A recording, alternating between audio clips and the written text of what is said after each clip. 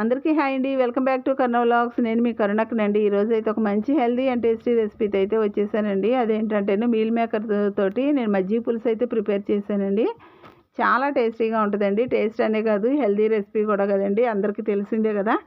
ఇందులో meal మేకర్లో protein content ఎక్కువగా ఉంటుంది కదా. నాన్ వెజ్ తిన్న వాళ్ళకైతేనే ఇది ఒక మంచి రెమెడీగా చెప్పుకోవచ్చు.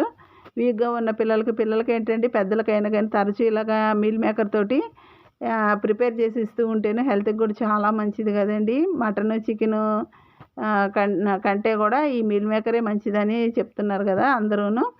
మరి మీల్ మేకర్ తోటి ఇలాగ ఒక్కసారి ప్రిపేర్ చేయండి. ఇది వైట్ రైస్లోకనే కాదండి, ఇలా చేసుకుంటేను బిర్యానీలోకైనా కానీ, ఈవెన్ రోటీ పుల్కా చపాతీ దేనిలోకైనా కానీ చాలా అంటే చాలా బాగుంటుందండి ఇలా ప్రిపేర్ చేస్తేను. ఒకసారి ట్రై చేయండి మీరు కూడాను. మరి రెసిపీలోకి వెళ్ళే ముందు నా ఛానల్ని ఇంకా ఎవరైనా సబ్స్క్రైబ్ చేసుకోకపోతే సబ్స్క్రైబ్ చేసుకోండి ప్లీజ్. మరి ఈ రెసిపీ కోసం అయితే నేను పెరుగు అయితే ఒక హాఫ్ కప్ అయితే తీసుకున్నానండి. మీల్ మేకర్ని ఒక కప్ అయితే తీసుకున్న, చిన్న కప్పుకి. అల్లాన్ని అయితే తురిమి తీసుకున్నానండి. కారం కోసం అయితేను పల్లీలు ఒక 2 స్పూన్లు అయితే తీసుకున్న పల్లీలు, 4 ఎండుమిర్చీను, ధనియాలు, జీలకర్ర హాఫ్ టీ స్పూన్ లెక్క అయితే తీసుకున్నాను అనమాట. ఇవి అన్నీ విడివిడిగా కూడా వేసుకోవచ్చండి. నేనైతే మొత్తం కలిపేసి పట్టేశాను అనమాట. పల్లీలకు బదులుగా శనగపిండి కూడా వాడుకోవచ్చండి.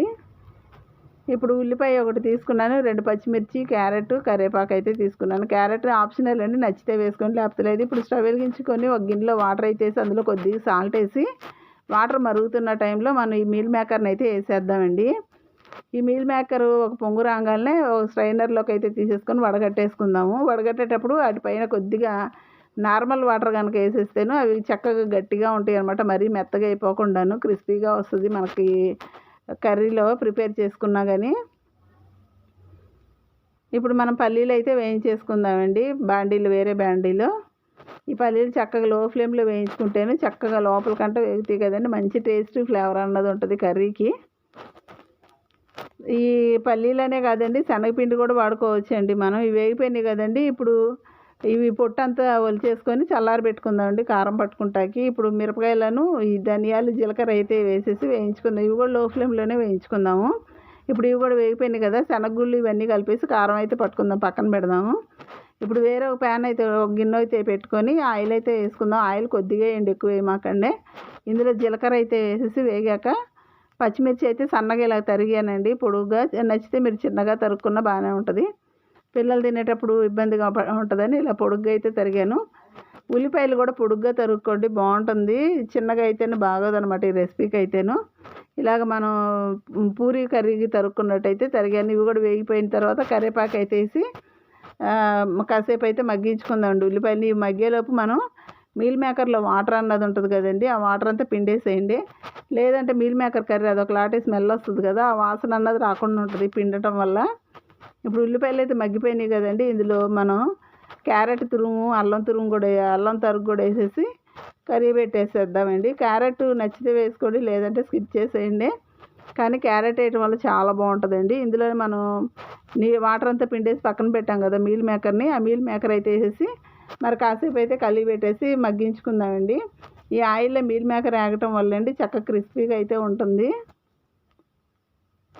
ఇప్పుడు ఈ మీల్ మేకర్ ఇవన్నీ మగ్గిపోయినాయి కదండి, ఇందులో మనం పుట్నాల పొడి అయితే పట్టాం కదండి, ఆ పొడి అయితే వేసానండి. ఒక 2 స్పూన్లు అయితే వేసుకున్నాను. మజ్జిగని బట్టి మీరు ఎంత వేసుకుంటారో అది చూసుకొని వేసుకోండి ఈ పొడి అన్నది. ఇప్పుడు ఈ పొడి కూడా చక్కగా వేగిపోయింది కదండి, ఇందులోనే నేను మజ్జిగ అయితే చేసి పక్కన పెట్టాను. ఆ మజ్జిగ అయితే వేసేసి కలిగి పెట్టేసుకొని స్టవ్ ఆపేసేసుకోవటం అండి.